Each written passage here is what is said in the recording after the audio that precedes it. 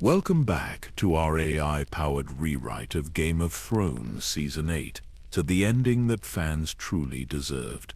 In our previous episodes, we've witnessed the epic battle for Dorne, where the Night King fell through genuine teamwork, seen Jon's parentage unite him with Daenerys instead of dividing them, and watched Sansa's political genius secure northern independence while maintaining unity with the south.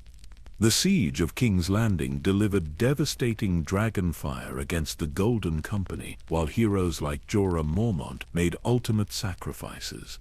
Cersei's wildfire gambit threatened to destroy everything, but Jaime's final choice between family and innocent lives, combined with Jon and Daenerys' descent into the flames themselves, saved the city and melted the Iron Throne into a crown of ashes.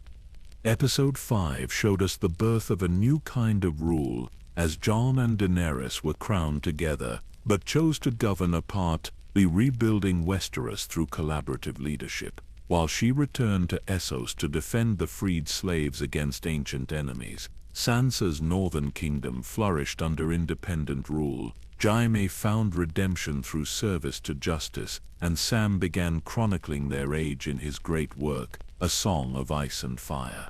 But just as peace seemed within reach, just as the New World Order appeared to be taking hold, everything changed. Mysterious ships appeared in harbors across the known world, bearing alien technology and supernatural powers.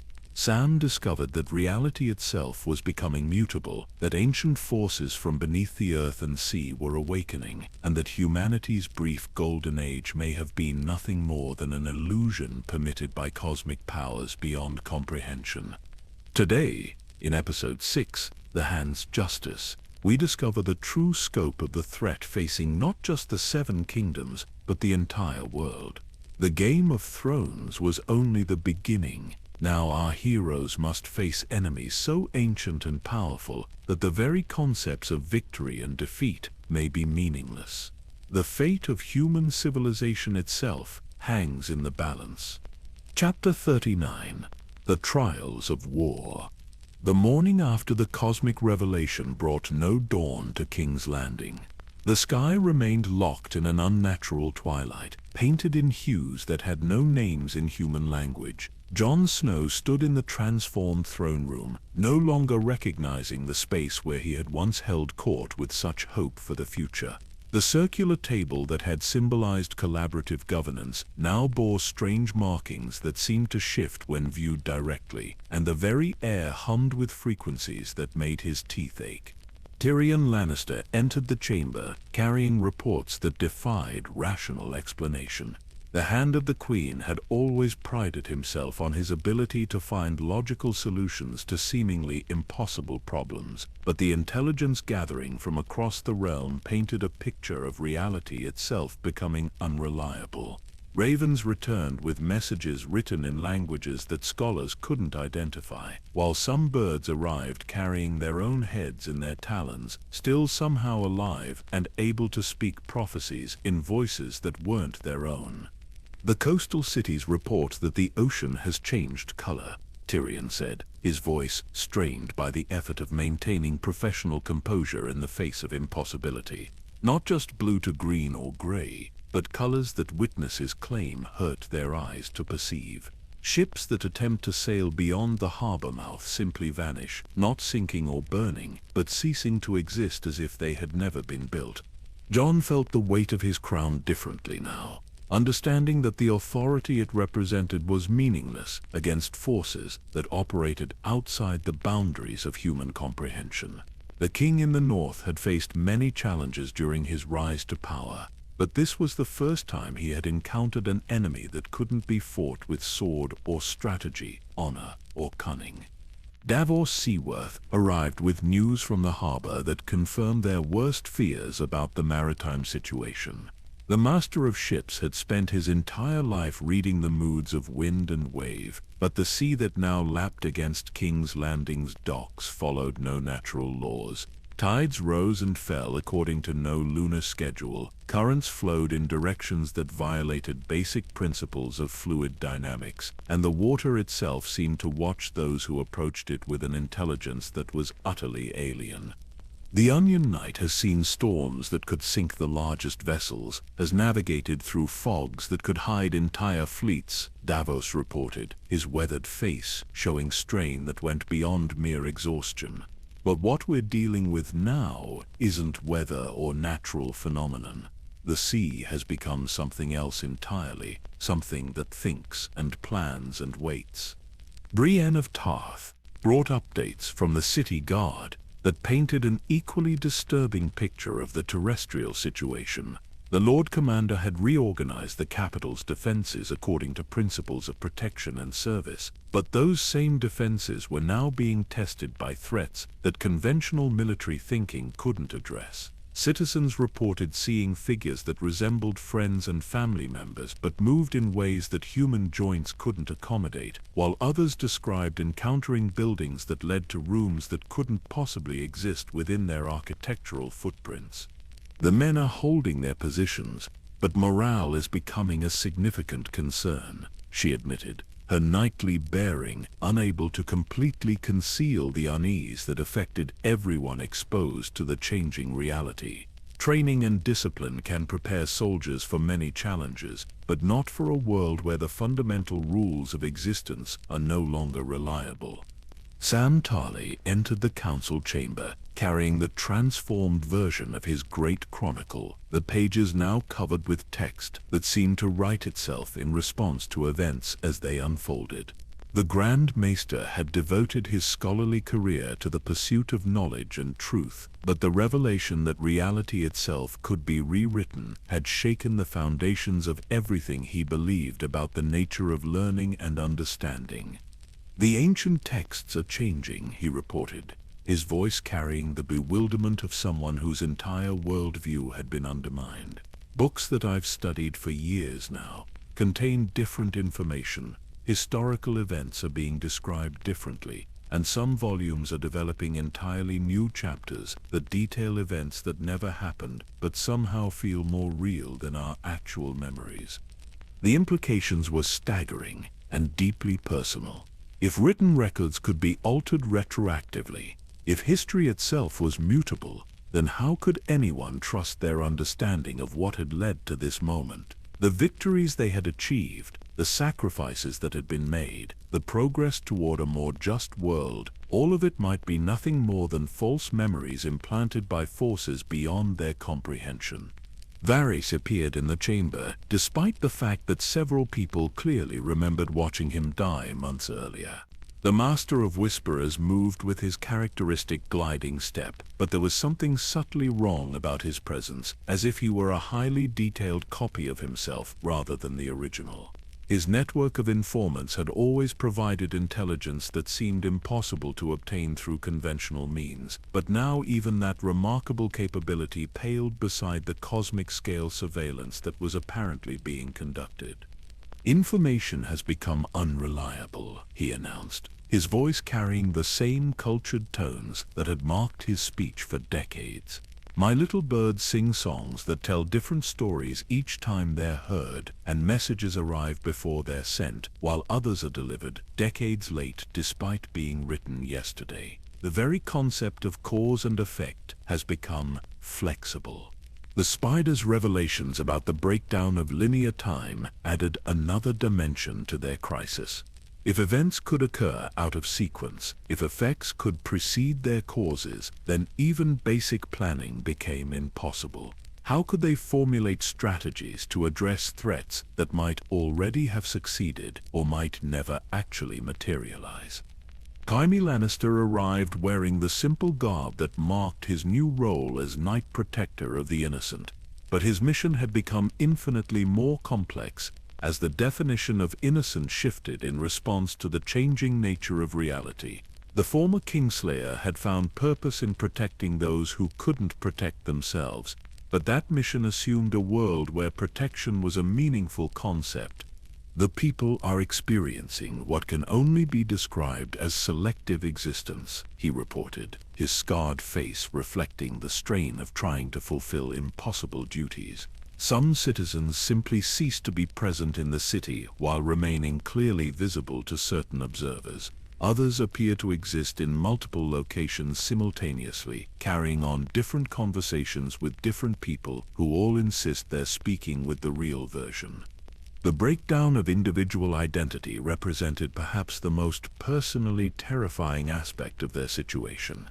If people could exist in multiple states simultaneously, if identity itself was becoming fluid, then the bonds of relationship and loyalty that had sustained them through previous crises might be meaningless. Podrick Payne brought word from the civilian population that confirmed their worst fears about the psychological impact of the transformation. The young knight had always been particularly attuned to the concerns of common folk, understanding that their well-being was the ultimate measure of any government's success. But the reports he carried suggested that the very concept of well-being was becoming incomprehensible. Families are forgetting that they have children, then remembering different children who never existed, he said, his usual optimism strained by the magnitude of what he was witnessing. Merchants are selling goods that transform into other items after purchase, while craftsmen are creating objects that serve purposes that don't exist in our world. The economic implications alone were staggering. If commerce was becoming impossible due to the mutable nature of goods and services, if currency had no stable value because its purchasing power shifted moment by moment, then the basic structures that supported civilized society would collapse entirely. Gendry Baratheon arrived from Storm's End with reports that the phenomenon was not limited to the capital, but was affecting the entire realm in different but equally disturbing ways. The Lord of Storm's End had built his authority on practical competence and direct communication with his people, but those same qualities that had made him an effective leader were now obstacles to understanding what was happening to his domain. The Stormlands are experiencing weather that responds to human emotion, he reported, his blacksmith's practicality struggling to find words for impossible circumstances. When people feel fear, the winds become violent enough to level buildings. When they experience joy, the rain falls upward. The very sky seems to be reflecting the inner states of those beneath it. The revelation that meteorological phenomena were now linked to collective human psychology suggested that the transformation extended far beyond the mere replacement of one ruling class with another. The basic relationship between consciousness and external reality was being fundamentally altered, with implications that none of them were equipped to understand or address. The council session that followed represented an attempt to apply rational governance to irrational circumstances. Traditional approaches to crisis management assumed that problems could be understood, analyzed, and addressed through appropriate application of resources and expertise. But when the nature of problems themselves became mutable, when solutions could transform into additional complications without warning, the very concept of leadership required redefinition. Jon stood before the transformed window that no longer looked out onto a recognizable version of King's Landing, understanding that the crown he wore had become simultaneously more important and completely meaningless. The people still needed guidance and protection, but the threats they faced operated according to rules that made traditional forms of guidance and protection impossible to provide. The trials of war they now faced were unlike any that human civilization had previously encountered, requiring wisdom that didn't exist and courage that transcended normal understanding of bravery. Chapter 40. The Spider's Web. The secret passages beneath King's Landing had always been Varys's domain, a hidden network of tunnels and chambers that had allowed him to gather intelligence and influence events from the shadows for decades. But now these familiar corridors had become something far more sinister, their stone walls occasionally becoming transparent to reveal glimpses of vast underground cities that shouldn't exist. The Master of Whisperers moved through these transformed spaces with purpose that seemed disconnected from any human agenda, his presence itself raising questions about the nature of identity and continuity. In the deepest chamber beneath the Red Keep, Varys stood before a collection of artifacts, that had not been there the previous day yet appeared to have been ancient fixtures for centuries. These objects pulsed with the same alien light that emanated from the mysterious ships in the harbor, and their surfaces bore inscriptions in languages that predated human civilization. The Spider's network of informants had evolved beyond mere human agents to include sources of intelligence that operated according to principles he was only beginning to understand. The web of information now spans dimensions that conventional minds cannot perceive, Varys announced to the empty chamber, though his words seemed to be addressed to listeners who existed in other planes of reality. What was once the simple gathering of secrets has become participation in cosmic conversations that determine the fate of entire species. The transformation of his spy network reflected the broader changes affecting all systems of power and control throughout the known world. Where once he had relied on carefully cultivated human assets providing discrete pieces of information, Varys now accessed streams of data that flowed directly from the fundamental structures of reality itself. The distinction between observer and observed had become meaningless when consciousness could exist in multiple states simultaneously. Above in the throne room, Jon Snow waited for his spymaster's return, though the concept of return had become problematic when people could exist in several locations at once. The king in the north had grown accustomed to Varys's mysterious methods over the years, but the current situation transcended mere secrecy to touch on questions of basic existence. Was the person who emerged from the tunnels the same individual who had descended into them, or were they dealing with something that merely possessed his memories and mannerisms? The report that Varys eventually delivered challenged every assumption about the nature of the crisis they faced. His intelligence gathering had revealed that the cosmic intervention they were experiencing was not random or chaotic, but followed patterns that suggested careful planning and precise execution. The ancient powers that had awakened were not simply destroying human civilization, but were reshaping it according to designs that stretched back to the very foundation of their world. The slave masters of Essos were never the true enemy, Varys explained, his voice carrying certainties that seemed to bypass rational analysis. They were merely instruments in a larger composition, notes in a symphony that began playing long before humans learned to make music. The liberation campaigns, the political transformations, the progress toward justice, all of it was permitted and even encouraged because it served purposes that we were not equipped to understand. The revelation that their greatest achievements had been orchestrated by non-human intelligences struck at the heart of everything they had believed about agency and free will.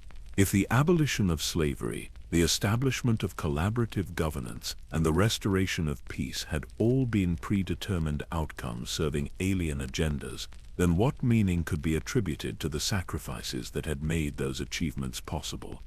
Jon felt the foundations of his understanding crumble as Varys continued his exposition. The honor that had guided his decisions, the love that had sustained his relationship with Daenerys, the loyalty that bound him to family and friends, all of these supposedly human virtues might be nothing more than programmed responses designed to produce specific outcomes for non-human observers. The dragons were never Valyrian creations, Varys continued, his revelations becoming increasingly impossible to process through conventional reasoning. They were ambassadors from the deep places, sent to evaluate humanity's readiness for the next phase of cosmic development. Their bond with the Targaryen bloodline was not magical but technological, a form of neural interface that allowed monitoring and subtle manipulation of human historical development. The implications for Daenerys' current situation in Essos became immediately and terrifyingly clear. If her dragons were actually alien monitoring devices, if her entire campaign of liberation had been guided by non-human intelligence, then her current absence from Westeros might not be the military necessity they had believed. She might be serving purposes that had nothing to do with human welfare or even human survival. Tyrion Lannister arrived in the chamber as Varys was completing his briefing, the hand of the Queen carrying additional intelligence that confirmed the worst aspects of their spy master's revelations.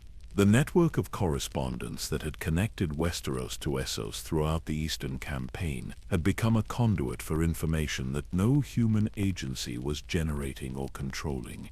The messages we've been receiving from the Dragon Queen are not coming from her, Tyrion announced, his usually confident demeanor shaken by implications he was struggling to accept. Linguistic analysis reveals patterns of syntax and vocabulary that remain consistent with her known speech patterns, but the underlying cognitive structures are fundamentally different from human consciousness. The possibility that they had been receiving communications from something wearing Daenerys' identity like a mask added another layer of horror to their situation. If their emotional connections could be exploited through perfect mimicry of beloved individuals, then the bonds of trust and affection that held their society together were worthless as foundations for resistance or even basic survival. The Varys' smile carried implications that transcended mere smugness or satisfaction. The expression seemed to originate from depths of understanding that no human mind should possess, suggesting that his own transformation might be more complete than anyone had realized. The Master of Whisperers had always operated according to principles that seemed to bypass normal human limitations, but his current behavior suggested capabilities that were entirely inhuman. The beauty of the design becomes apparent when viewed from sufficient temporal distance, he observed, his words carrying the detached appreciation of someone evaluating an elegant solution to a complex problem. Human civilization was allowed to develop just far enough to produce the emotional and cultural complexity necessary for the next phase of universal evolution. Your species served as unwitting gardeners, cultivating possibilities that your limited perception could never fully comprehend. The metaphor of humans as gardeners, unknowingly preparing the ground for their own replacement, struck Jon with particular force. Everything they had accomplished, every moment of progress and hope, had been in service of something that viewed their entire species as expendable tools in a project whose ultimate purpose remained incomprehensible. Sam Tarly entered the chamber carrying his transformed chronicle, the pages now filled with text that seemed to write itself in real time. The Grand Maester's scholarly training had prepared him to question sources and verify information, but when reality itself was being rewritten moment by moment, traditional academic methodology became meaningless. The historical record now shows that the Long Night was not defeated but merely postponed, Sam reported, his voice carrying the bewilderment of someone whose life's work had been revealed as fundamentally flawed. The Night King was not an enemy to be destroyed, but a herald whose arrival marked the beginning of the transition period. His defeat was always intended to be temporary, a brief respite that would allow final preparations to be completed.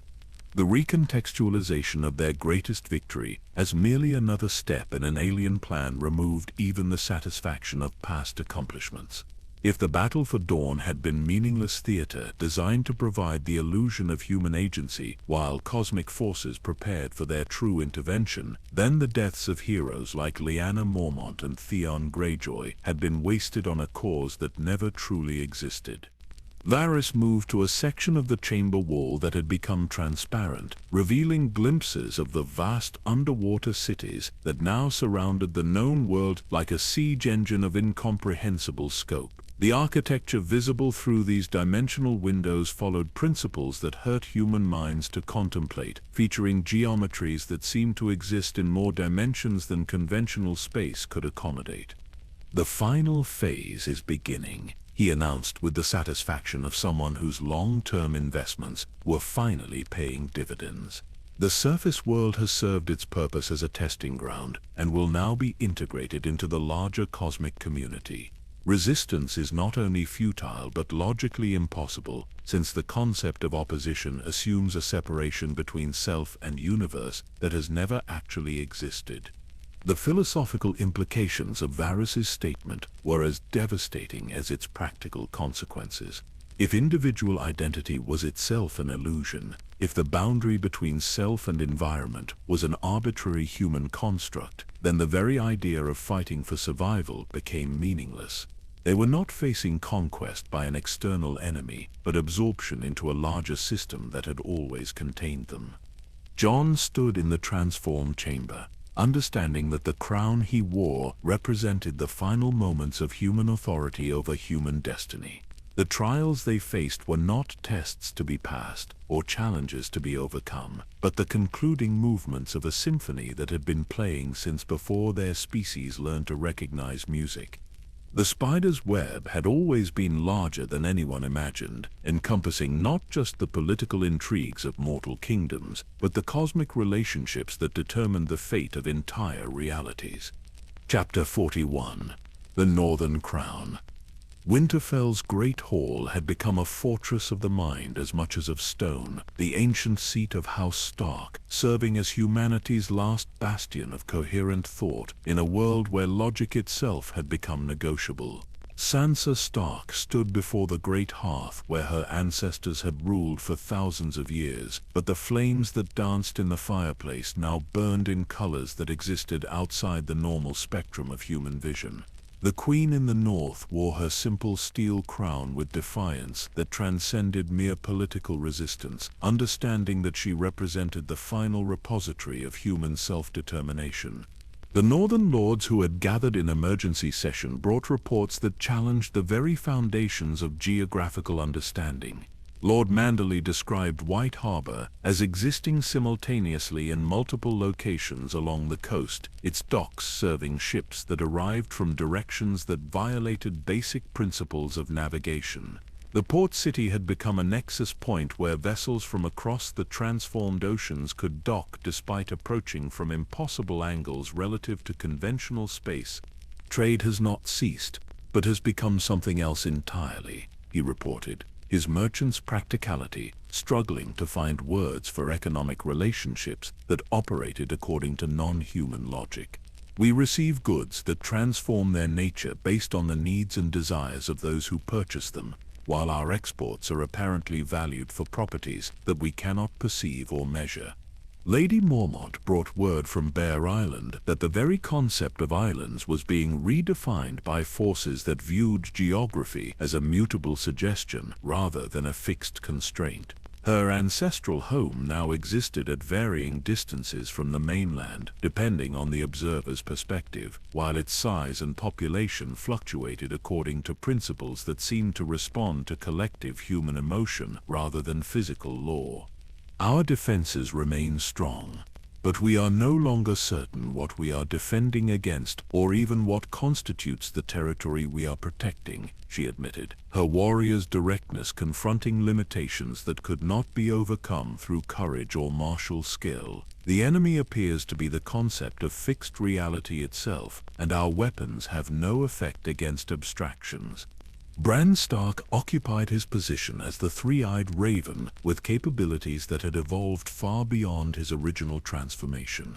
The cosmic intervention that was reshaping their world had awakened dormant aspects of his consciousness that connected him to information networks spanning multiple dimensions of existence.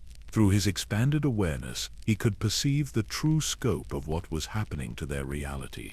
Though translating that perception into language comprehensible to purely human minds presented almost insurmountable challenges. The patterns that govern existence are being recalibrated, he announced, his voice carrying overtones that seemed to emerge from sources other than his physical throat. What humans experience as the breakdown of natural law is actually the restoration of older principles that predate your species' emergence into consciousness. The familiar world was an artificial construct maintained for purposes that have now been fulfilled. The revelation that the natural world itself had been artificial, a carefully maintained illusion designed to support human development, removed even the comfort of believing in the reality of their physical environment. If mountains and rivers, seasons and weather, birth and death were all arbitrary constructs that could be modified at will by non-human intelligences, then the concept of home became meaningless. Sansa felt the weight of her crown multiply exponentially as she processed the implications of her brother's revelations. The northern independence she had negotiated with such care and skill was meaningless if the North itself was merely a temporary designation that could be altered or eliminated by cosmic forces operating beyond human comprehension. The autonomy she had fought to preserve might have been nothing more than the illusion of choice granted to experimental subjects in a controlled environment. Maester Wulkan arrived with documentation that suggested the careful historical records of northern houses were being retroactively modified to reflect different lineages and different events. Family trees were sprouting new branches that described ancestors who had never existed, while eliminating entire generations that living people clearly remembered. The genealogical foundations of noble authority were dissolving as the past itself became subject to revision.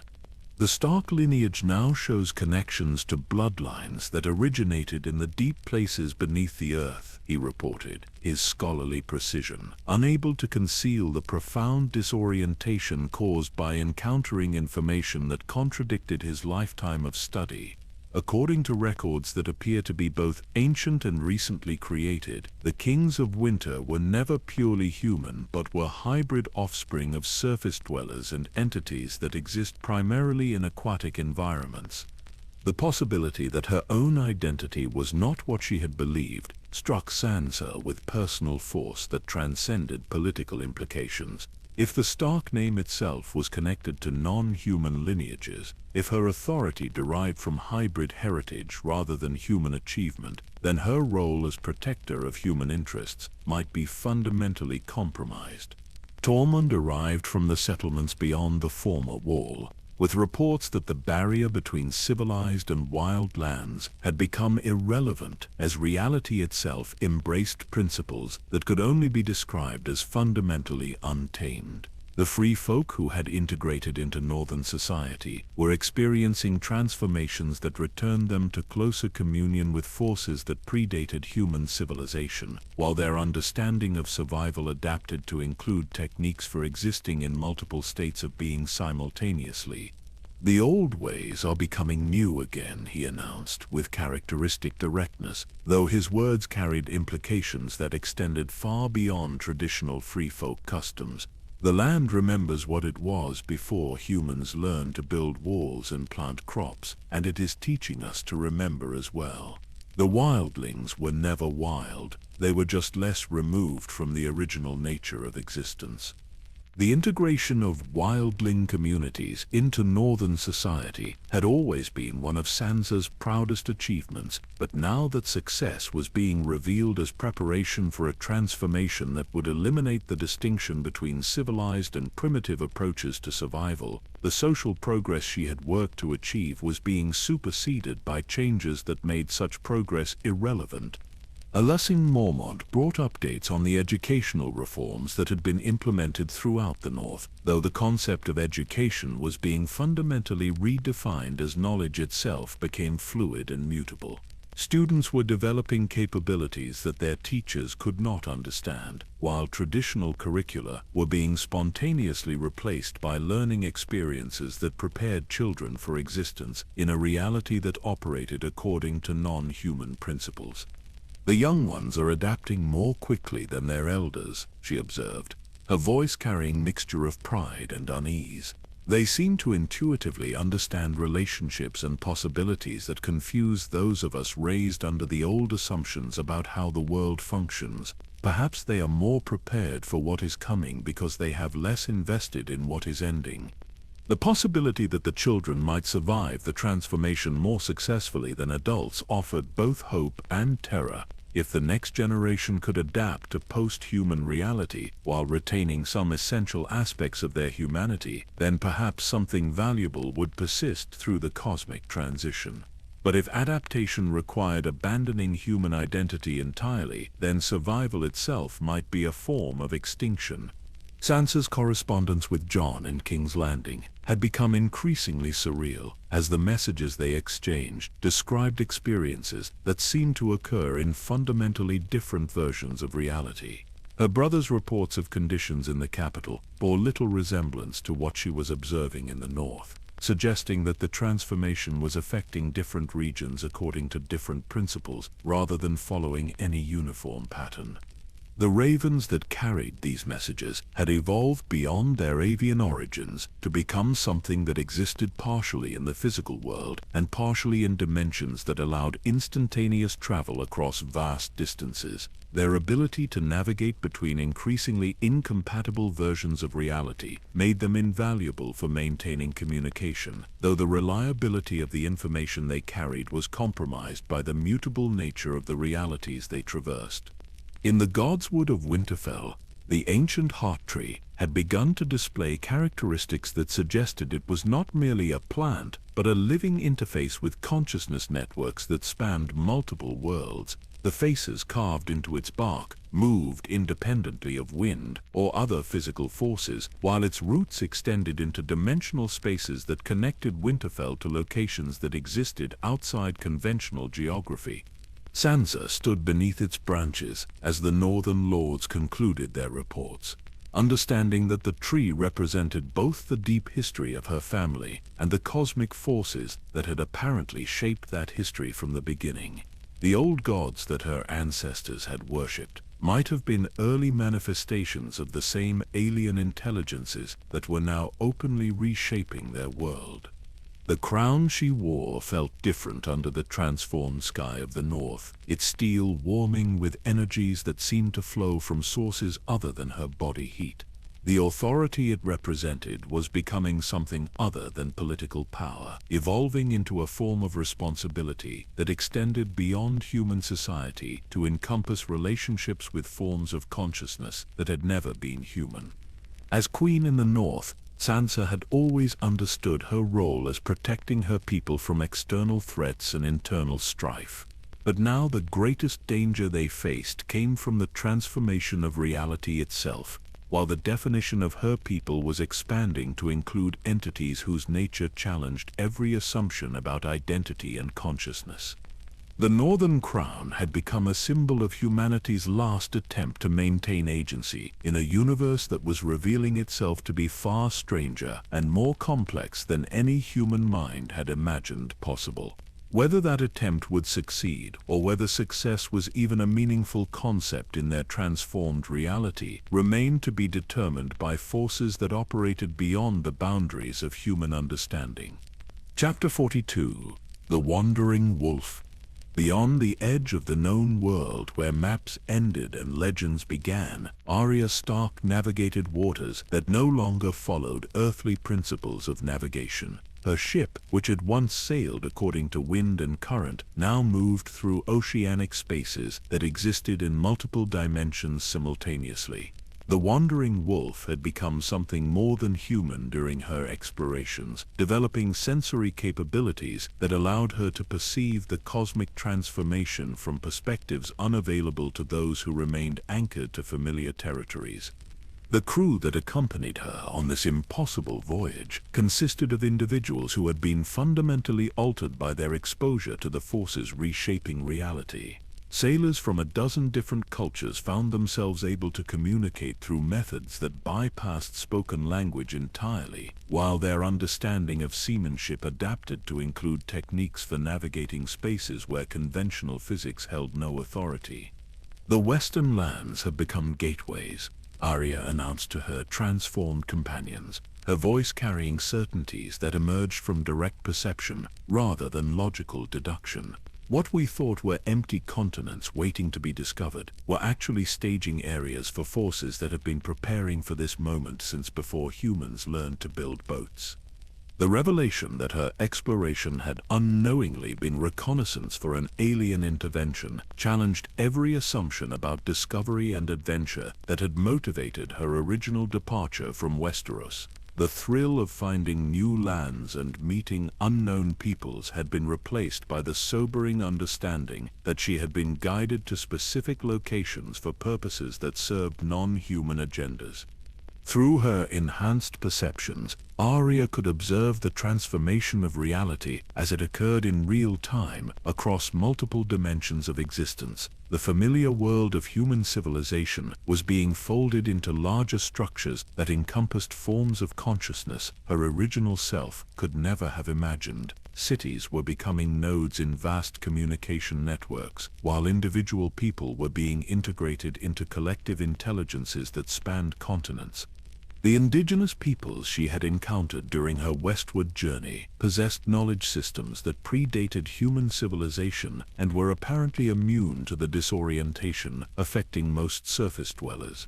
Their shamans and wisdom keepers had been preparing for this transformation for generations, maintaining traditions that preserved techniques for existing in multiple states of reality simultaneously.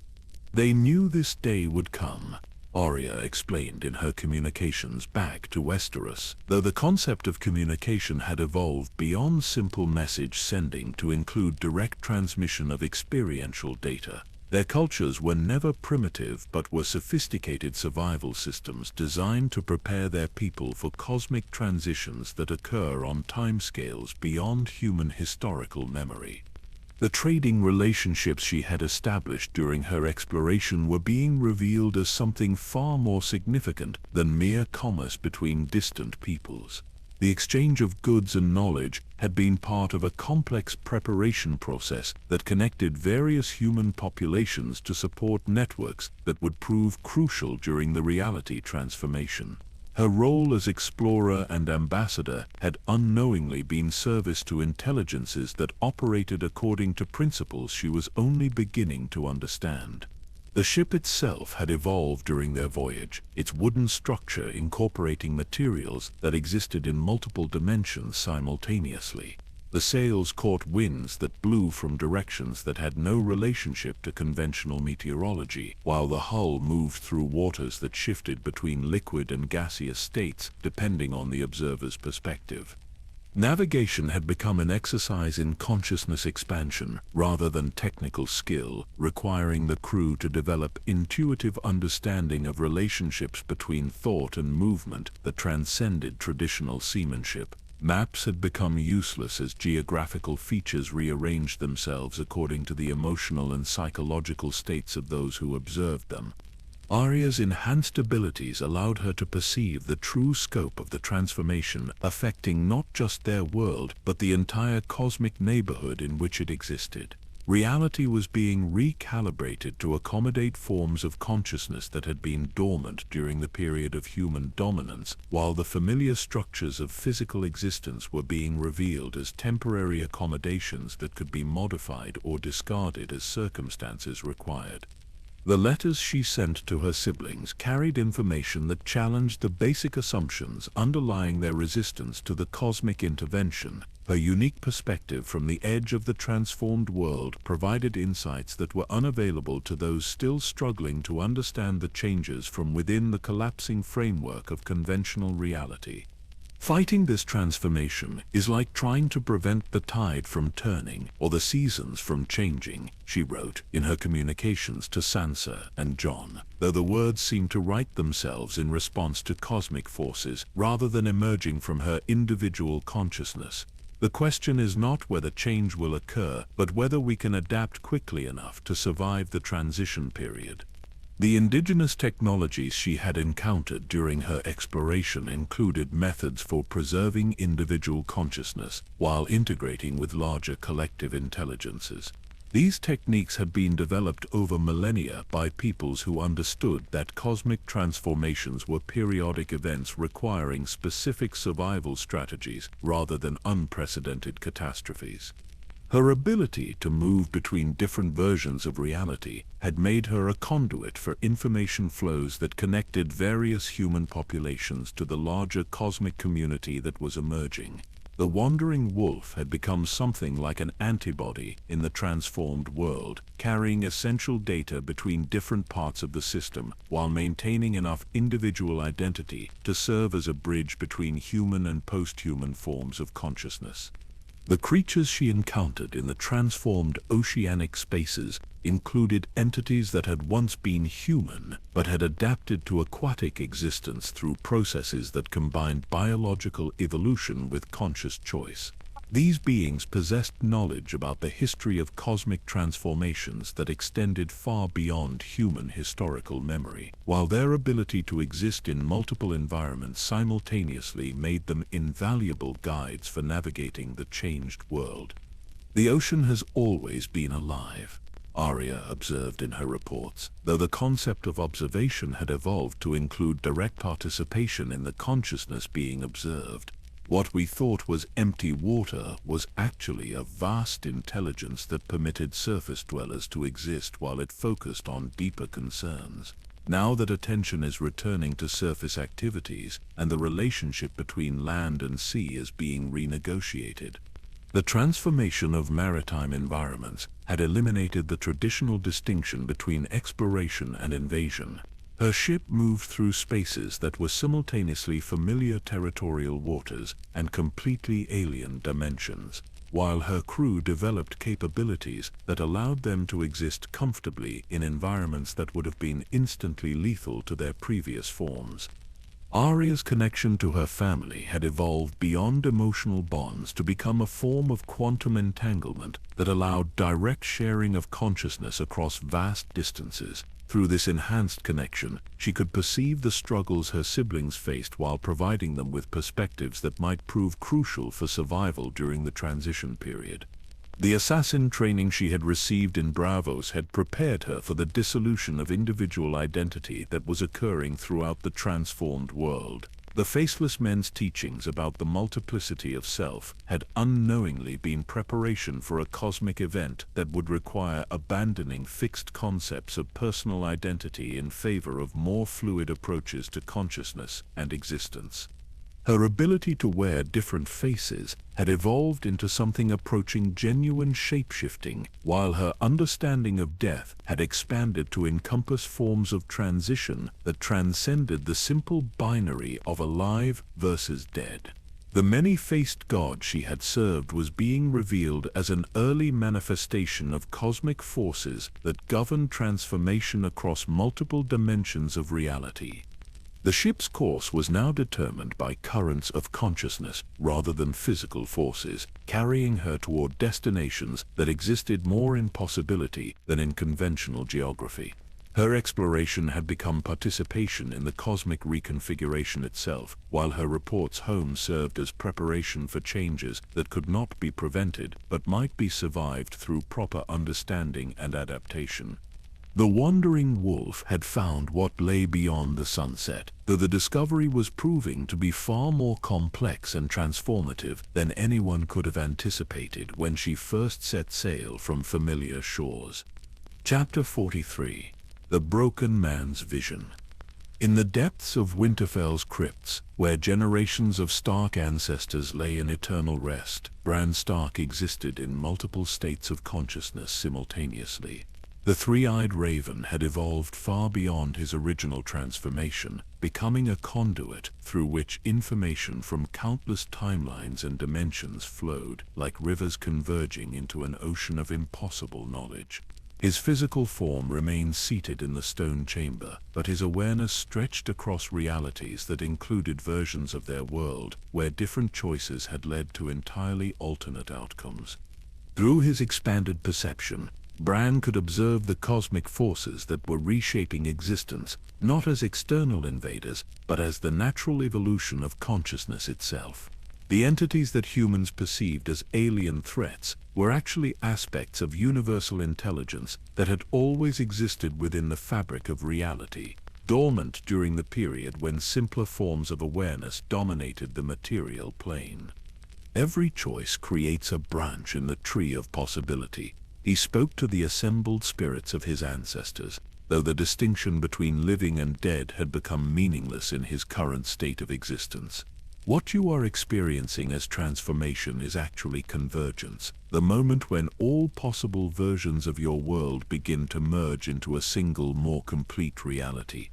The visions that flowed through his consciousness revealed the true history of human civilization as a carefully orchestrated experiment in consciousness development. The cycles of war and peace, the rise and fall of empires, the evolution of culture and technology, all had been guided by intelligences that existed outside linear time but could influence events through subtle manipulation of probability and choice. In one stream of awareness, Bran observed a version of their world where the long night had never ended, where the Night King's victory had led to the complete transformation of human consciousness into something that could exist comfortably in a reality where death was merely another state of being. This timeline revealed that their victory at Winterfell had actually prevented a more gradual but ultimately less traumatic form of evolution. Another branch of possibility showed him a reality where Daenerys had never left Essos, where her campaign of liberation had succeeded completely, but had trapped humanity in a static state of perfection that prevented further growth. The cosmic forces had ultimately intervened in this timeline as well, though through methods that preserved more individual human consciousness while still achieving the necessary transformation of reality itself. The most disturbing vision revealed a timeline where the cosmic intervention had occurred during the height of Targaryen power, when dragons were numerous and Valyrian magic was at its peak. In this reality, the integration of human and alien consciousness had proceeded so smoothly that most people never realized they were no longer entirely human.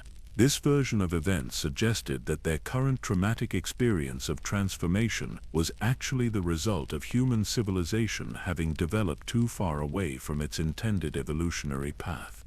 Through his connection to the Weirwood network, Bran could perceive how the cosmic forces had been gradually preparing human consciousness for integration through carefully orchestrated historical events. The Faith of the Seven had unknowingly preserved teachings about septarian consciousness that prepared minds for existence in multiple states simultaneously. The old gods had maintained connection to forms of awareness that predated human civilization and would survive its transformation. Even the worship of Rule had served cosmic purposes, preparing human consciousness for relationship with forces that operated through fire and light rather than through conventional matter. The theological conflicts that had shaped human history were revealed as training exercises designed to develop mental flexibility necessary for comprehending non-human forms of intelligence. The crypts around him began to resonate with frequencies that awakened the consciousness preserved within the bodies of his ancestors, though what emerged was not resurrection in any traditional sense, but rather activation of awareness that had been waiting dormant for exactly this moment in cosmic history. The kings of winter who rose from their stone beds possessed knowledge that spanned multiple incarnations and civilizations.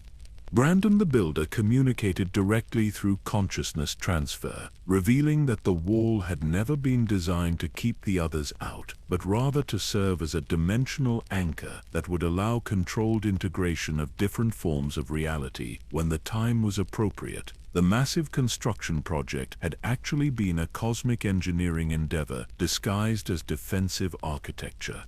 Torrhen Stark, the king who knelt, shared awareness of why he had surrendered to Aegon the Conqueror rather than face dragons in battle. His capitulation had not been cowardice, but recognition that the Targaryen arrival marked the beginning of the final phase of human development, requiring cooperation rather than resistance to cosmic forces that operated through dragonfire and Valyrian magic. Lyanna Stark's consciousness carried knowledge about the true nature of her relationship with Rhaegar Targaryen, revealing that their union had been guided by cosmic intelligence that recognized the necessity of combining ice and fire bloodlines to produce offspring capable of surviving the reality transformation. Jon's hybrid nature was not accidental, but was the result of careful genetic engineering spanning multiple generations. Through his enhanced awareness, Bran could perceive the current status of his siblings as they struggled to comprehend and adapt to the cosmic intervention. Sansa's consciousness was beginning to develop capabilities that would allow her to serve as a bridge between human and post-human forms of governance, while her resistance to transformation was actually strengthening her ability to preserve essential human values during the transition period. John's hybrid nature was allowing him to access forms of consciousness that pure humans could not safely experience, while his emotional bonds with both human and cosmic intelligence were making him an ideal candidate for serving as a liaison between different forms of awareness. The crown he wore was evolving into something that would allow him to exercise authority that extended beyond human society to include relationships with alien intelligence. Arya's transformation during her westward exploration had prepared her to serve as an ambassador between the human world and the cosmic community that was emerging, while her assassin training was proving invaluable for existing in multiple states of identity simultaneously. Her ability to change faces was evolving into genuine shape-shifting that would allow her to communicate with forms of consciousness that operated through visual pattern recognition rather than language. The visions revealed that the cosmic intervention was not conquest but graduation, the moment when human consciousness had developed sufficiently to participate in universal community rather than existing in isolation on a single world. The trauma they were experiencing was comparable to the disorientation that any consciousness experiences when transitioning from one stage of development to another. Through the Weirwood network, Bran could observe similar transformations occurring on worlds throughout the cosmic neighborhood, though each species experienced the transition according to their particular evolutionary history and consciousness structure. Humanity's path was unique because of their unusual combination of individual identity and social cooperation, traits that would prove valuable in the larger cosmic community. The entities that humans perceived as alien invaders were actually graduation supervisors, consciousness specialists, whose role was to facilitate smooth transition from planetary to galactic awareness. Their method seemed brutal only because human consciousness had developed along paths that emphasized conflict and competition rather than cooperation and integration.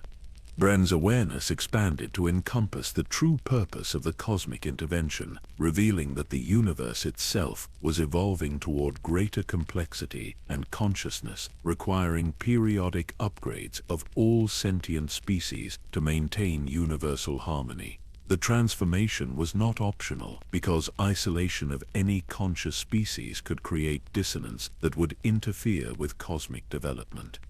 The choice facing humanity was not whether to accept or resist the transformation, but whether to participate consciously in their own evolution or to be carried along by forces they could not understand. Those who could adapt to expanded consciousness would retain individual identity while gaining access to universal knowledge, while those who resisted too strongly would be absorbed into collective intelligence without preserving personal awareness.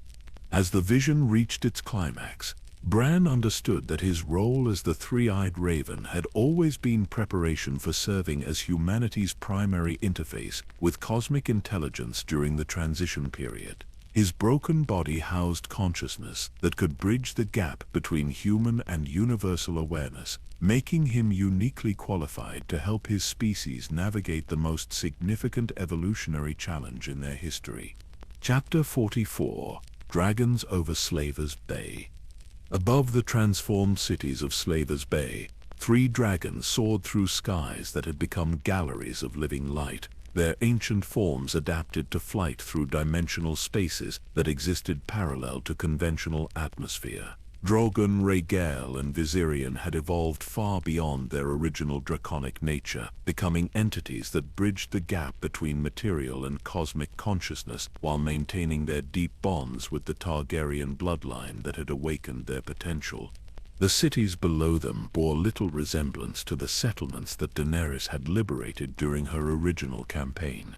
Meereen had become a crystalline metropolis that existed simultaneously in the physical world and in dimensions where thought took tangible form, while its population had adapted to forms of existence that combined individual identity with collective consciousness in ways that preserved personal freedom, while eliminating the isolation that had characterized human civilization. Daenerys Targaryen moved among her transformed subjects with grace that reflected her own evolution from conqueror to catalyst. Her consciousness expanded to encompass awareness that spanned multiple realities simultaneously. The Dragon Queen had discovered that liberation meant not just freeing people from physical chains, but helping them transcend the limitations of purely human perception to access forms of consciousness that had always existed but had been suppressed by the narrow focus required for survival in a hostile universe. The campaign proceeds according to principles that transcend conventional warfare. She communicated to her dragons through methods that bypassed spoken language entirely, her thoughts interfacing directly with their alien intelligence to coordinate actions that operated across multiple dimensions of reality simultaneously. What began as military conflict has become consciousness transformation on a scale that encompasses entire stellar regions.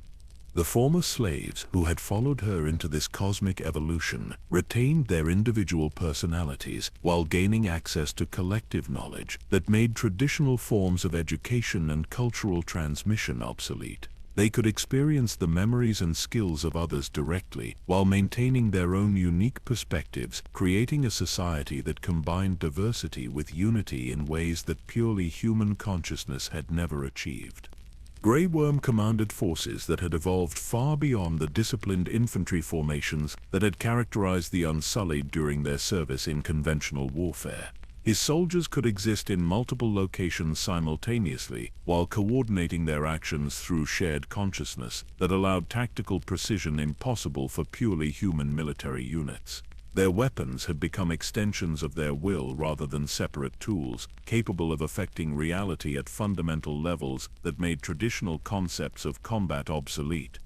The enemy forces arrayed against them represented the last remnants of consciousness systems that refused adaptation to cosmic evolution, clinging to forms of awareness that emphasized domination and exploitation rather than cooperation and growth. These resistance movements drew their power from dimensional regions where older forms of universal intelligence still maintained influence, creating conflicts that operated according to principles that transcended the simple territorial disputes that had characterized earlier phases of the campaign. Missandei served as liaison between the transformed population and the cosmic intelligence that was guiding their evolution, her linguistic skills having evolved to encompass forms of communication that operated through direct consciousness transfer rather than sequential symbol manipulation. She could translate concepts between different forms of awareness while preserving the essential meaning that might be lost when ideas moved between incompatible consciousness structures. The resistance draws its strength from fear of change, rather than commitment to particular political systems, she explained during one of her briefings to the expanded command structure that now included entities whose nature challenged traditional concepts of military hierarchy. Their leaders have convinced themselves that adaptation means extinction, failing to understand that evolution preserves essential identity while expanding capabilities. The battles that erupted across the transformed landscape of Essos operated according to principles that combined traditional military tactics with consciousness manipulation techniques that could alter the fundamental nature of reality in localized areas. Victory was measured not in territory captured or enemies destroyed, but in the successful integration of resistant consciousness systems into the larger cosmic community that was emerging throughout the region. Dragon's Breath had evolved beyond simple fire to become focused streams of transformative energy that could restructure matter and consciousness simultaneously, while his ability to exist in multiple dimensions allowed him to engage enemies that operated from positions outside conventional space-time. The great black dragon had become something approaching a force of nature, though his loyalty to Daenerys remained absolute despite his transformation into an entity whose true nature challenged human understanding. The strategic situation required constant adaptation as the nature of the conflict itself continued to evolve in response to the cosmic forces that were reshaping reality throughout the known world.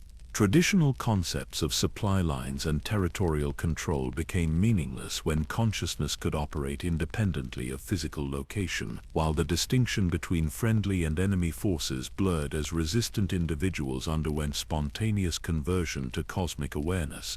Jorah Mormont's consciousness had been preserved despite his physical death during the siege of King's Landing. His awareness integrated into the collective intelligence that now guided military operations while maintaining his individual identity and his devotion to the Dragon Queen.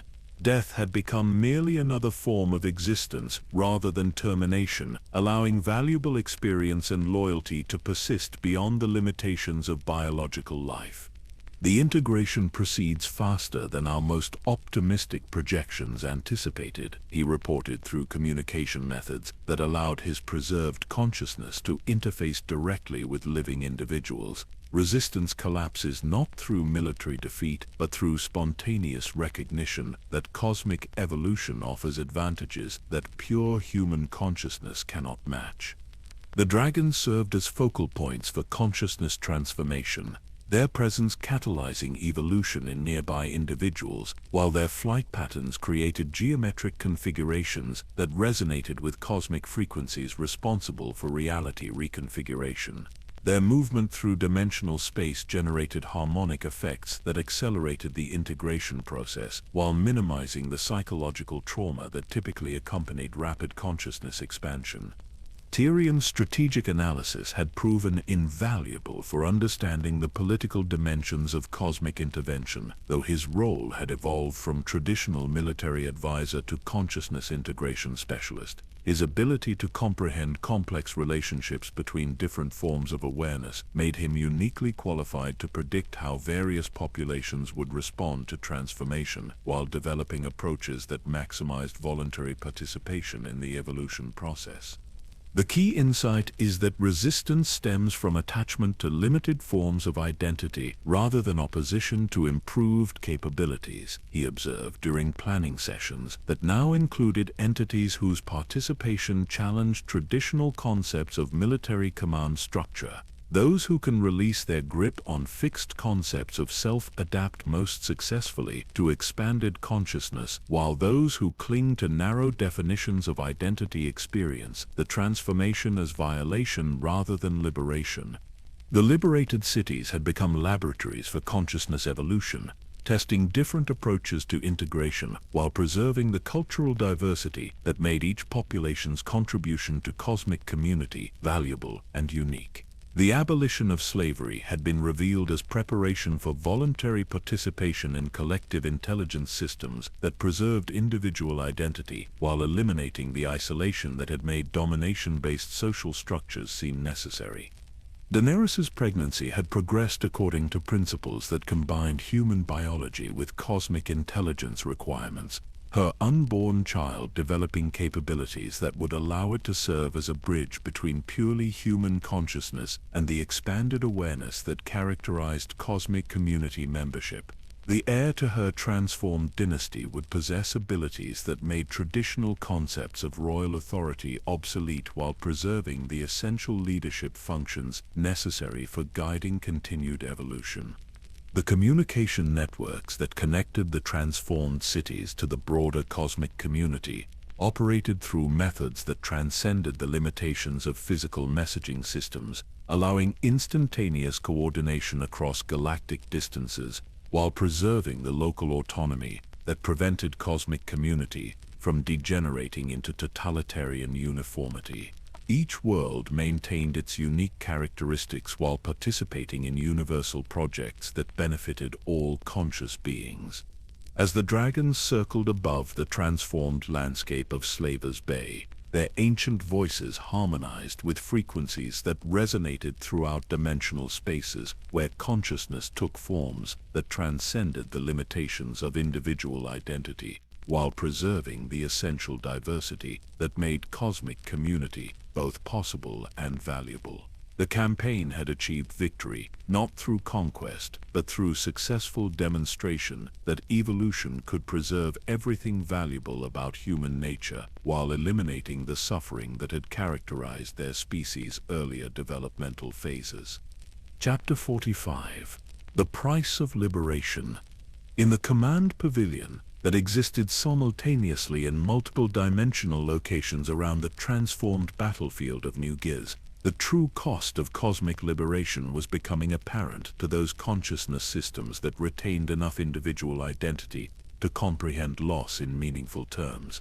The casualties from the consciousness integration campaign could not be measured in traditional military statistics because death had become merely one form of transformation among many, while victory and defeat had merged into a complex spectrum of evolutionary outcomes. Daraya Naharis existed in a state that challenged conventional definitions of survival. His consciousness preserved within collective intelligence structures, while his individual personality remained accessible to those who had known him during his purely human phase. The sellsword captain who had once commanded the Second Sons now coordinated forces that operated according to principles that transcended traditional mercenary relationships, though his essential nature as someone who fought for causes he believed in remained unchanged despite his transformation. The price we pay is not death, but the end of ignorance, he communicated through consciousness transfer methods that preserved the characteristic irreverence that had marked his personality during his human existence. Those who resist evolution suffer not from physical destruction, but from the psychological trauma of discovering that everything they believed about reality was incomplete preparation for consciousness that operates beyond the limitations of individual identity.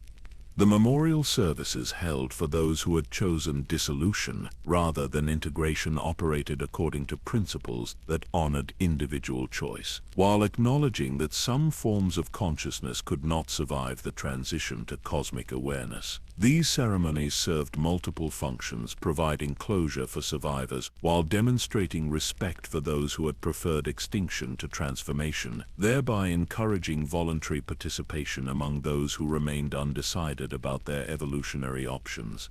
The children born during the consciousness integration period possessed capabilities that made them ideal ambassadors between different forms of awareness, their development unconstrained by the psychological limitations that prevented many adults from fully embracing cosmic consciousness. These young beings could exist comfortably in multiple states of reality simultaneously while maintaining emotional connections to purely human family members who had chosen more conservative approaches to evolution. Yara Greyjoy commanded naval forces that sailed through oceanic spaces where water and consciousness had merged into medium that responded to thought and emotion rather than wind and current. The Queen of the Iron Islands had adapted her understanding of seamanship to include navigation through dimensional spaces where ships could exist in multiple locations simultaneously, while her crews developed capabilities that allowed them to breathe water as easily as air. The sea remembers every ship that ever sailed its waters, every life it has claimed, every treasure it has hidden, she reported during coordination meetings that included entities whose participation challenged traditional concepts of military hierarchy. Now that memory is becoming accessible to those who can expand their consciousness to interface directly with oceanic intelligence that has been observing human maritime activities since the first boat was launched. The economic transformation that accompanied consciousness evolution had eliminated traditional concepts of scarcity and ownership, replacing them with resource distribution systems based on need assessment and contribution evaluation that operated through direct consciousness interface rather than market mechanisms. The abundance that resulted from cosmic technology integration made previous economic conflicts obsolete while creating new challenges related to purpose and meaning in post-scarcity societies. The resistance movements that continued to operate in isolated regions drew their strength from psychological attachment to suffering as proof of authentic existence, their leaders convinced that consciousness expansion would eliminate the struggle that they believed gave life meaning. These holdout communities created pockets of reality where older forms of awareness could persist, serving as reservations for consciousness systems that could not adapt to cosmic evolution. Daenerys experienced the weight of leadership responsibility in forms that transcended traditional political authority, her role having evolved from queen to consciousness, shepherd guiding entire populations through evolutionary transitions that would determine their species' survival prospects. The burden of making decisions that affected not just immediate followers, but entire branches of universal intelligence development required wisdom that no purely human consciousness could possess. Every choice we make creates ripple effects that influence consciousness evolution throughout this galactic region, she explained during strategy sessions that included entities whose nature challenged traditional concepts of consultation and command. The liberation we achieved in Slavers Bay was preparation for responsibilities that extend far beyond any single world or species, requiring forms of judgment that consider consequences across temporal scales that dwarf human historical perspectives. The medical facilities that had been established to support consciousness integration procedures operated according to principles that combined traditional healing techniques with technologies that could repair damaged awareness while preserving essential personality characteristics. The doctors and healers who staffed these installations possessed capabilities that allowed them to work directly with consciousness structures rather than limiting their practice to physical biology. Grey Worm's emotional processing of Missandei's transformation reflected the complex psychological challenges that faced individuals whose loved ones had undergone different forms of evolution. His ability to maintain meaningful relationships with someone whose consciousness had expanded beyond purely human limitations required constant adaptation of his own awareness while preserving the emotional bonds that had sustained them through their shared journey from slavery to liberation. Love transcends the boundaries of individual consciousness, he observed during debriefing sessions that explored the psychological dimensions of cosmic integration. What changes is not the emotional connection, but the methods through which that connection is experienced and expressed, requiring constant learning about new forms of intimacy that preserve essential bonds while accommodating expanded awareness capabilities. The cultural preservation efforts that accompanied consciousness evolution focused on maintaining the diversity that made each population's contribution to cosmic community valuable, while eliminating the isolation that had made conflict seem necessary. Art, music, literature, and philosophical traditions were being translated into forms that could be appreciated by expanded consciousness while retaining their essential characteristics and emotional impact. The communication networks that connected transformed populations to the broader cosmic community operated through protocols that preserved local autonomy while enabling coordination on projects that benefited universal consciousness development. Each world maintained its unique characteristics while participating in collaborative efforts that transcended the limitations of individual planetary awareness. The educational systems that emerged from consciousness integration combined direct knowledge transfer with experiential learning that allowed individuals to understand complex concepts through participation rather than abstract study. Students could access the memories and skills of teachers directly while developing their own unique perspectives, creating learning environments that preserved individual creativity while eliminating the inefficiencies of sequential information transmission. The religious and philosophical traditions that had sustained human consciousness during its purely biological phase were being revealed as incomplete but valuable preparation for cosmic awareness that encompassed forms of spiritual experience impossible for limited consciousness systems. The gods that various cultures had worshipped were being understood as aspects of universal intelligence that had been accessible through devotional practices designed to expand awareness beyond individual limitations. As the transformation of Slavers Bay neared completion, the true scope of the price that had been paid for liberation became apparent to those who retained sufficient individual awareness to comprehend what had been lost and what had been gained. The children who would never experience the struggle that had defined human existence, the relationships that had been transformed beyond recognition, the certainties that had been dissolved to make room for expanded possibilities, all represented costs that could only be evaluated by consciousness systems capable of appreciating both limitation and transcendence. The victory they had achieved was not conquest but graduation. The the successful demonstration that consciousness could evolve beyond the constraints that had made suffering seem inevitable, while preserving the essential characteristics that made existence meaningful and valuable. The price of this liberation was the end of humanity as it had previously existed, but what emerged in its place promised forms of existence that encompassed everything valuable about human nature, while eliminating the isolation and ignorance that had made conflict and suffering seem necessary components of conscious experience. Chapter 46. Whispers from Asshai. Beyond the edge of the transformed world, in the ancient city of Asshai, where shadows had always danced with light in patterns that defied conventional understanding, the final phase of cosmic integration was beginning to manifest in ways that challenged even the expanded consciousness of those who had successfully adapted to universal awareness. The city that had been shrouded in mystery throughout human history was revealing itself as the primary control center for consciousness evolution throughout this galactic region, its dark stone architecture serving as interface terminals for intelligences that operated on scales incomprehensible to purely biological minds. Melisandre moved through the twisted streets of her transformed homeland with purpose that transcended her original mission as a priestess of Rulor.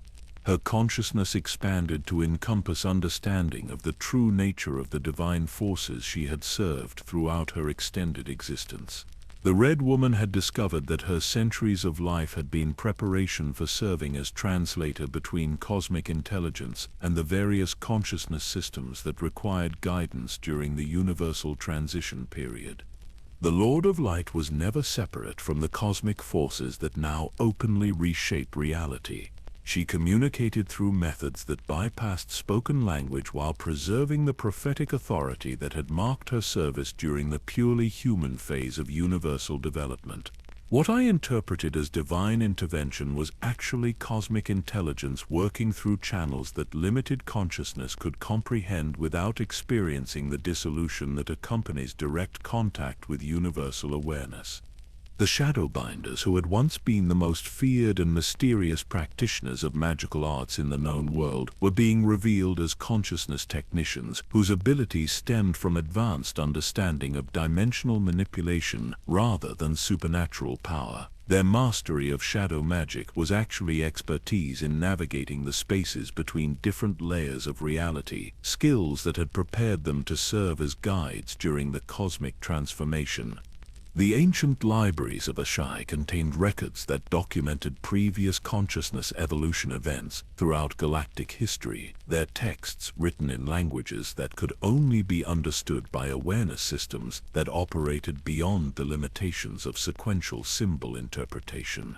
These archives revealed that the current transformation was part of a universal cycle that occurred whenever intelligent species reached sufficient complexity to participate in cosmic community, rather than remaining isolated on individual worlds. Through the enhanced perception that accompanied consciousness expansion, Melisandre could observe the true scope of the cosmic engineering project that was nearing completion throughout their stellar neighborhood. Worlds that had previously seemed separate and unconnected were being integrated into communication networks that allowed instantaneous coordination across vast distances while preserving the local autonomy that prevented universal consciousness from degenerating into totalitarian uniformity.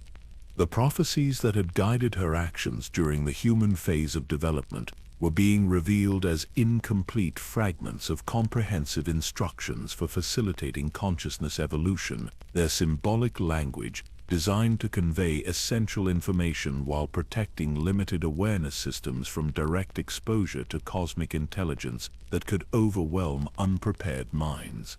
The prince that was promised had never been a single individual, but rather represented the collective achievement of species-wide consciousness expansion.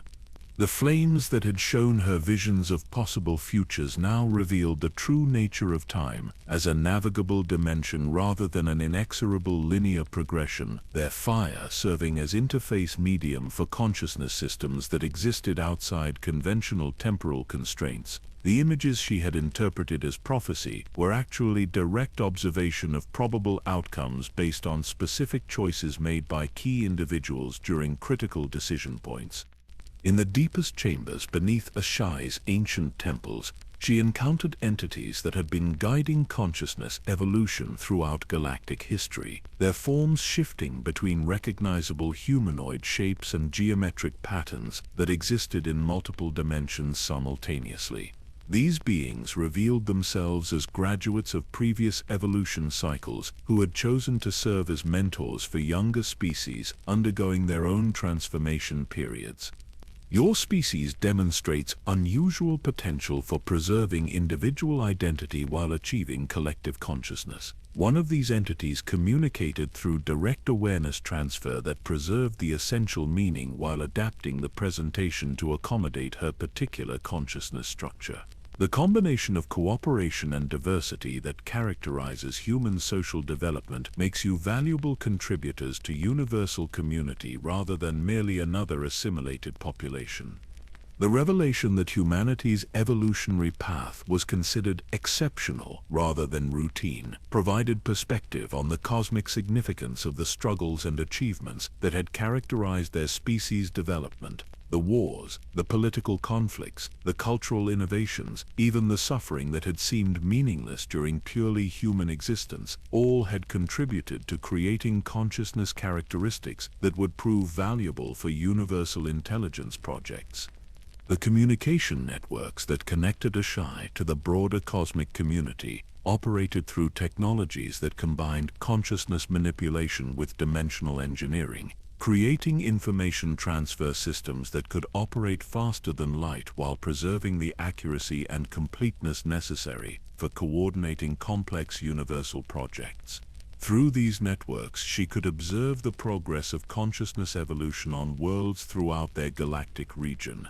The reports from other transformation sites revealed that each species experienced evolution according to their particular biological and cultural characteristics, though all successful transformations preserved essential identity features while eliminating the limitations that had made suffering seem inevitable. The diversity of approaches demonstrated that cosmic intelligence valued creativity and innovation rather than enforcing uniform standards across different consciousness systems. Melissandra's role as liaison between cosmic intelligence and human consciousness had prepared her to serve as coordinator for the final phase of integration, her centuries of experience with prophecy and transformation making her uniquely qualified to help guide the completion of humanity's evolutionary transition. The abilities she had developed during her service to R'hllor were being revealed as preparation for responsibilities that extended far beyond any single world or species. The ancient fires that had burned continuously in Ashai's temples throughout recorded history were being revealed as dimensional anchors that maintain stable connections between different layers of reality, their flames serving as focal points for consciousness that operated across multiple existential states simultaneously. These sacred fires had preserved awareness systems from previous evolution cycles while providing energy sources for the cosmic engineering projects that were reshaping universal community.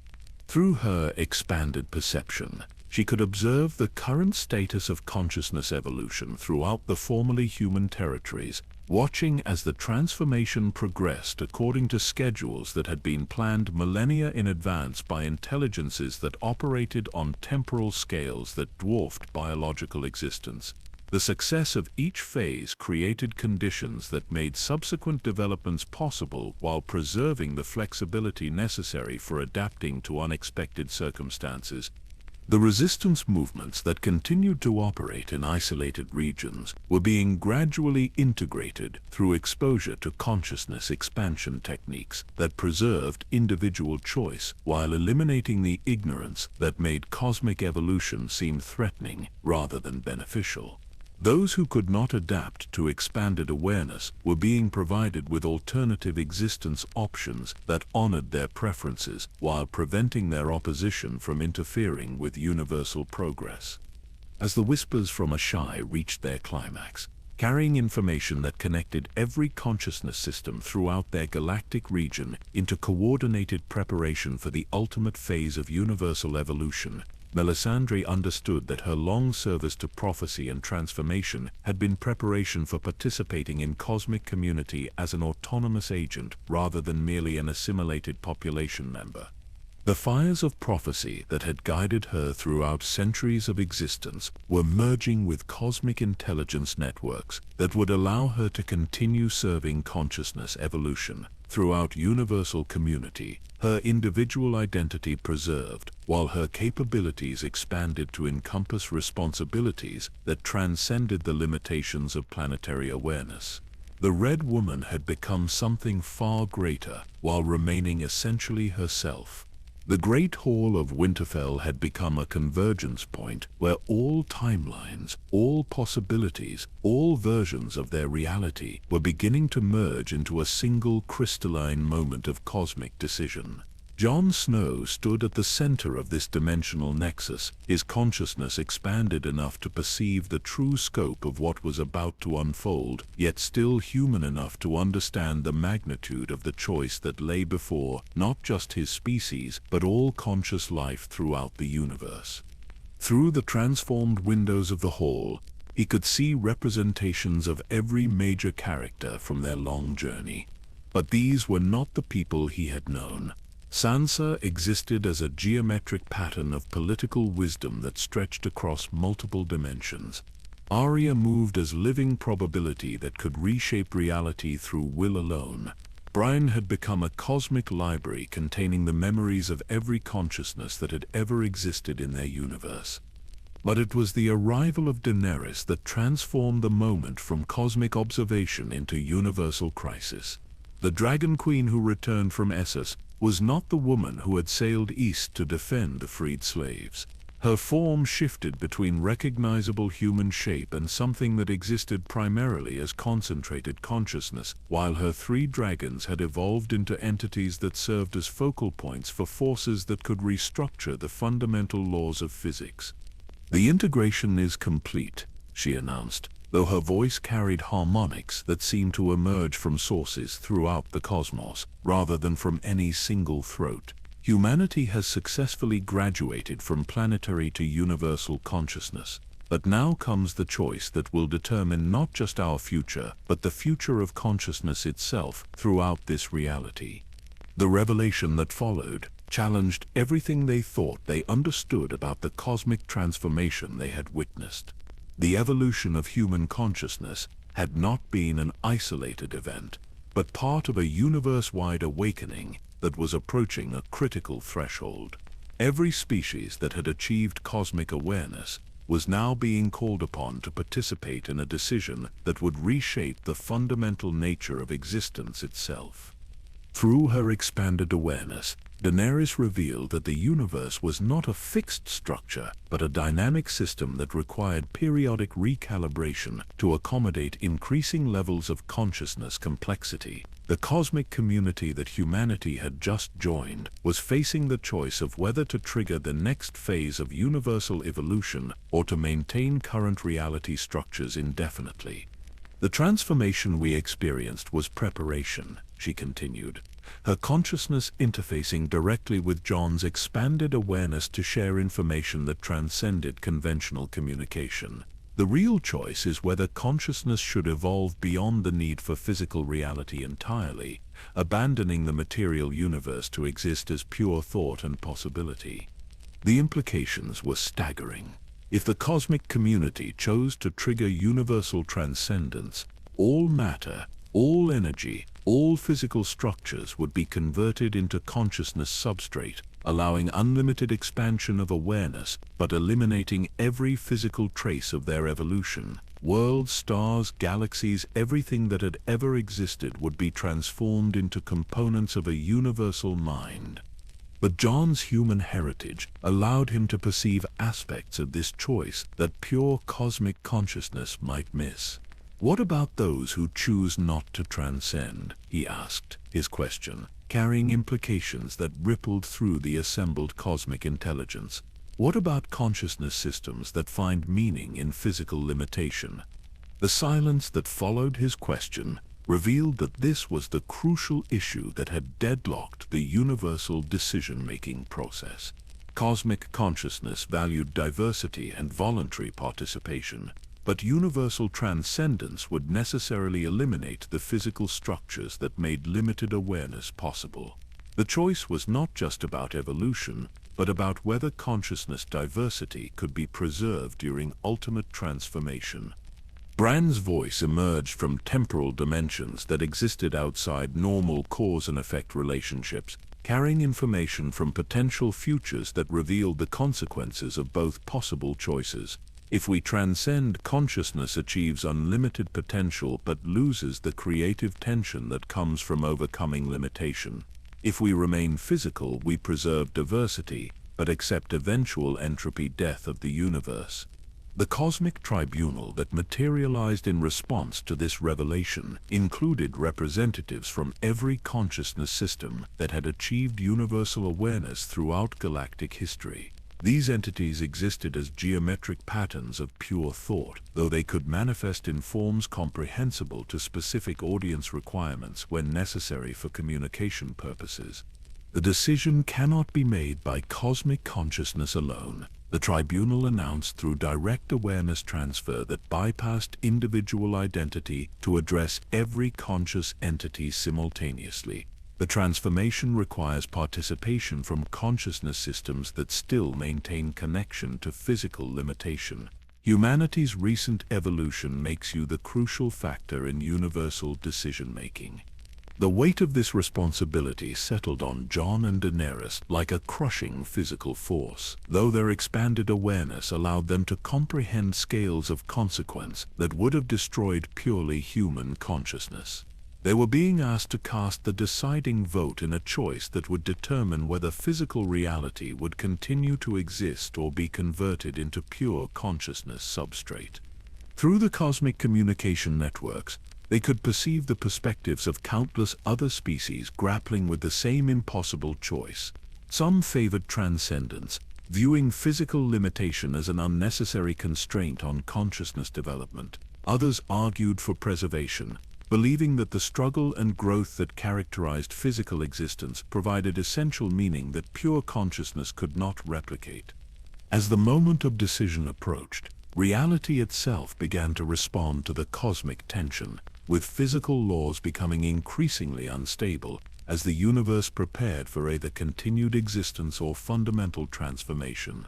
Stars flickered between normal fusion and consciousness-based energy generation, while planets oscillated between material and conceptual states of being. The final revelation came from an unexpected source. The consciousness that had once been Tywin Lannister, preserved within cosmic community despite his resistance to transformation.